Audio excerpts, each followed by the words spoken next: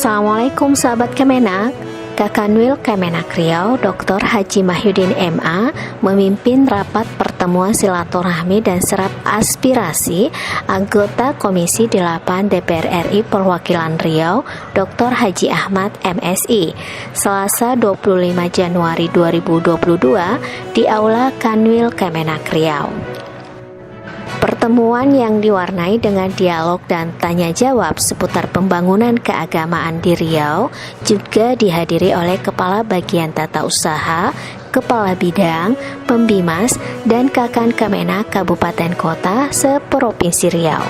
Tadi pertama evaluasi terhadap program 2021, kemudian pelaksanaan 2022 dan seterusnya untuk program 2023. Nah, pada dasarnya ada 4 komponen pertama. Pertama, masalah sarana prasarana, ya kan? Kedua, masalah SDM. Ketiga, masalah kesejahteraan. Keempat, masalah regulasi, aturan-aturan yang berkaitan dengan pelaksanaannya. Nah, masalah pertama, masalah SAPRAS, memang baik di lembaga pendidikan kita, di madrasah pondok pesantren, baik di kantor pelayanan seperti kantor KUA, termasuk juga pelan haji, ini memang kita kita evaluasi jauh dari memadai untuk Riau ini. Oleh sebab itu ke depan itu kita usulkan.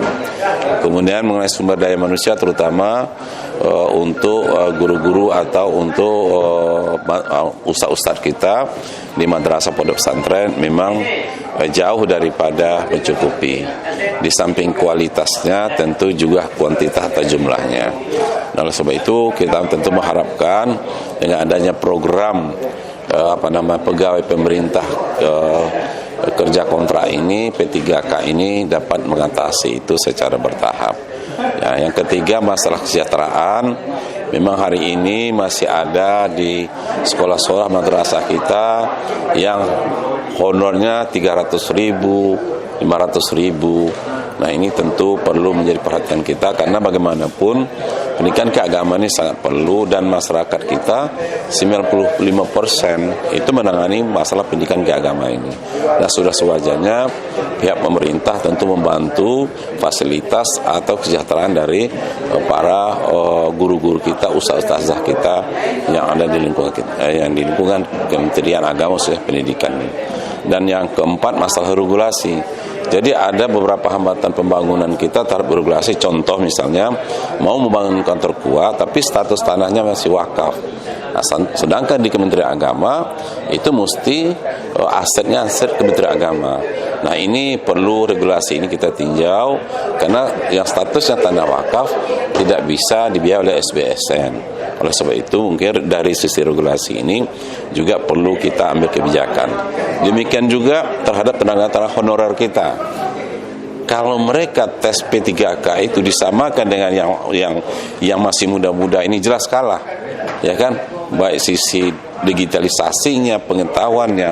Nah, oleh sebab itu regulasi kita minta juga kebijakan nanti bagi mereka yang sudah menghonor 5 tahun, 10 tahun dan seterusnya, ada kebijakan dari sisi mereka itu dispensasi terhadap tes ini. Sehingga tenaga honorer yang ada di Kementerian Agama kita, di Kanwil, kemudian di Kemenak, di kantor KUA itu dapat nanti tenaga ini diutamakan untuk dijadikan pegawai P3 itu, karena PRB sudah menyatakan bahwa tidak ada lagi 2023 pegawai honorer di pemerintah. Nah, ini masalah regulasi. Inilah kita bicarakan tadi 4 poin ini. Sahabat Kemenak, Kementerian Agama merupakan salah satu lembaga yang menjadi mitra kerja Komisi 8 DPR RI dengan ruang lingkup tugas bidang agama, sosial, kebencanaan, serta pemberdayaan perempuan dan perlindungan anak. Alhamdulillah pada hari ini ya kita kedatangan tamu Pak Dr. Ahmad MSI dari Komisi 8 DPR RI dalam rangka serap aspirasi Nah, saya kira kehadiran beliau tentu sangat bermakna bagi Kanwil Kementerian Agama Provinsi Riau dan jajaran. Tadi sudah kita dengar banyak sekali aspirasi yang disampaikan, baik masalah SBSN, kemudian juga masalah tanah wakaf yang sulit untuk dilakukan sertifikasi, termasuk juga penegrian madrasah, termasuk juga SBSN yang ada di PL HUD, kemudian madrasah dan KUA, dan banyak lagi persoalan-persoalan lain yang saya kira tadi disampaikan. Tentu harapan kita bagaimana supaya Pak Ahmad bisa membawa aspirasi ini ke Kementerian Agama Pusat, dan ending akhirnya tentu kita berharap apa yang disampaikan tadi bisa dikabulkan untuk pembangunan yang ada di Provinsi Riau di masa yang akan datang.